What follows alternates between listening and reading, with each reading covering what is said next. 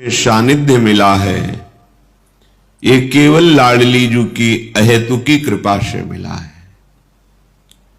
यदि हमारे हृदय में थोड़ी भी आस्तिकता आ जाए, शास्त्र, सदगुरु, भगवत प्रेमी महात्मा के वचनों में श्रद्धा और विश्वास, तो हमारा जीवन सहज आनंदित हो जाए। सहज में हमारे सारे दुखों का नाश करने वाली सहजानंद वर्षिणी श्री स्वामिनी जो हैं। पर हमारी रजोगुणात्मक तमोगुणात्मक वृत्तियां, ये कृपा से धाम आना होता है, कृपा से सत्संग मिलता है, कृपा से असत वृत्तियों का, कुमार्गगामी वृत्तियों का त्याग करके सतमार्ग में चलने का उत्साह बनता है। पर ये रजोगुण तमोगुण की वृत्तियां इस लाभ से वंचित कर देती हैं। श्रीधाम वृंदावन अमोघ कृपा स्वरूप है।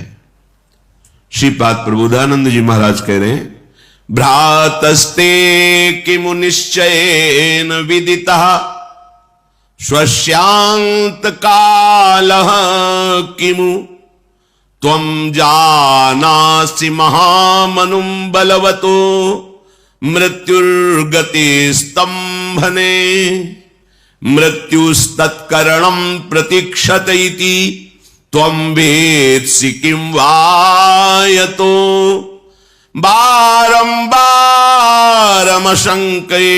चलसे वृंदावनादन्यतः। ए भैया,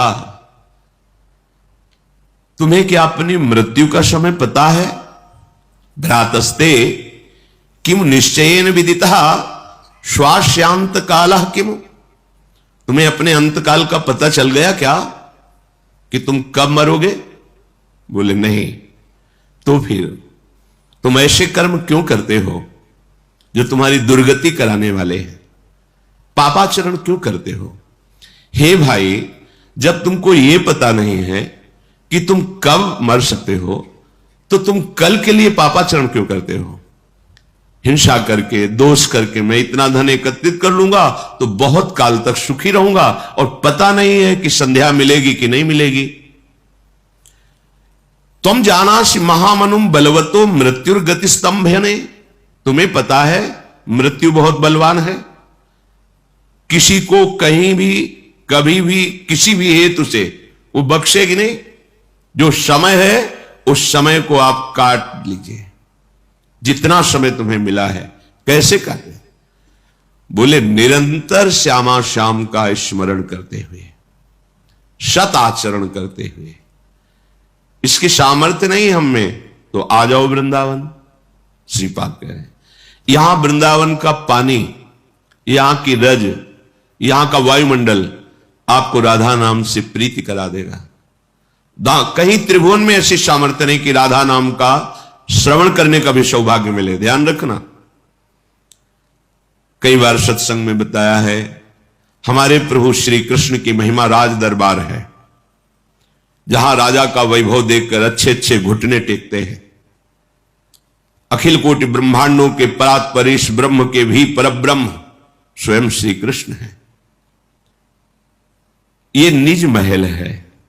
जब राज दरबार में राजा का जो वैभव देखता है, वो इसके आगे फिर कुछ नहीं जानता कि इन महाराज के समान त्रिभुवन में कोई नहीं है।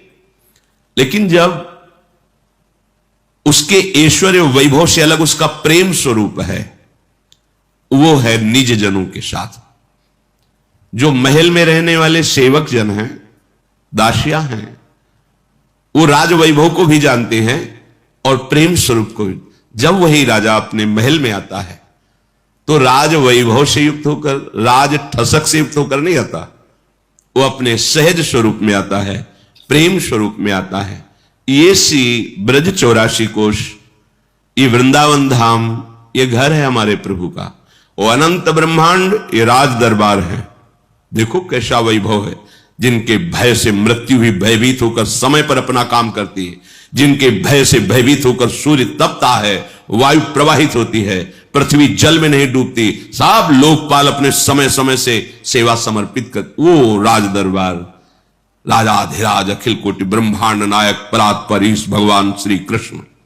लेकिन इनका जब प्रेम स्वरूप देखो तो ये घर है ब्रज 84 कोश। यहां जो ब्रज की लीला है ये कभी आप यहां नहीं देखो होगा मेरे प्रभु ने कौमुदी की गदा उठाकर किसी को मारा हो, या सुदर्शन चक्र का आदेश द्वारा किसी का उद्धार नहीं। यहां हमारे सहज करुणा में प्रभु का सहज स्वरूप है। अगर उद्धार भी किया है तो कृपा दृष्टि से किया। यहां किसी पार्षद का भी प्रवेश नहीं है, भगवत पार्षद, ये सब पार्षद हैं, सुदर्शन चक्र आदि।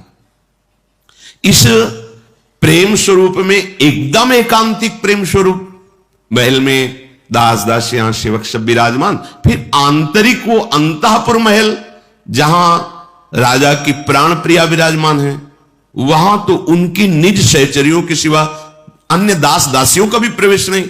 अब वहां जो प्रेम का स्वरूप है वो फिर किसी के, वो वहां कानून थोड़ी लगता है। इसलिए वेदान्नपि संन्यस्ति, जहां प्रेम का प्रारंभ होता है तो वेदान्नपि संन्यस्ति सा केवलम अवच्छिन्न अनुरागम लभते। जहां केवल अखंड प्रेम, वहां वेद का भी नमस्कार करते हैं वेद कि आप तक हमारी पहुंच नहीं, जिसे हमने नेति नेति कर गान किया, जो रस नेति नेति श्रुति भाख्यो ताको ते अधर सुधारस चाख्यो।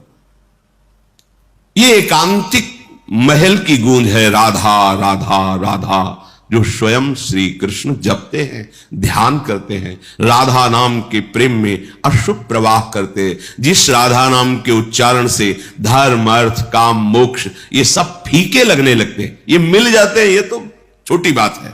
बड़ी बात ये फीके लगने लगते हैं, वृथा लगते हैं। धर्माद्यर्थ चतुष्टयम विजयताम किम तद वृथा वार्तया, बेकार की बात लगती है। धर्म अर्थ काम मोक्ष, वो राधा नाम, वो श्याम नाम, कृष्ण नाम आप जिह्वा से उच्चारण करो, क्योंकि आपको पता नहीं शाम मिलेगी कि नहीं मिलेगी, अभी दोपहर हमारे होगी कि नहीं होगी, पता नहीं किस क्षण श्वास चली जाए।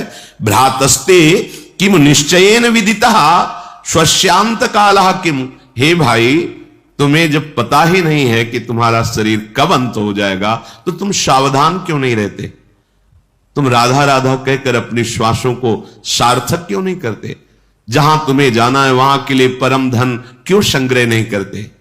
भाई तुम जाना से महामनुम बलवतो मृत्युर्गति स्तंभेन, क्या तुमको ऐसा कोई मार्ग मंत्र पता है जिसे तुम मृत्यु को रोक सको?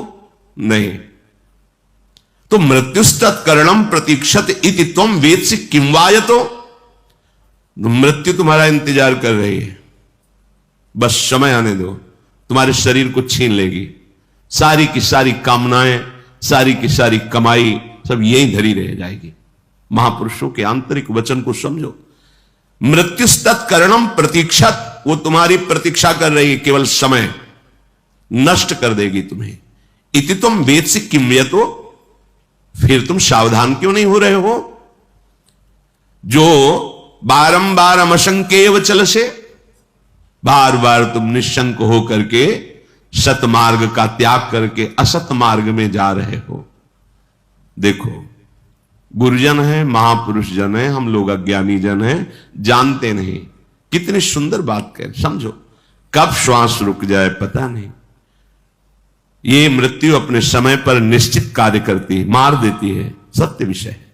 तुम्हें कुछ नहीं पता मृत्यु के रोकने का उपाय, इसलिए अभी निश्चय करो जितनी श्वासें हैं हम अब श्वास व्यर्थ नहीं जाने देंगे, हम सत मार्ग में चलेंगे। राधा राधा वल्लभ श्री हरिवंश, राधे श्याम राधे श्याम।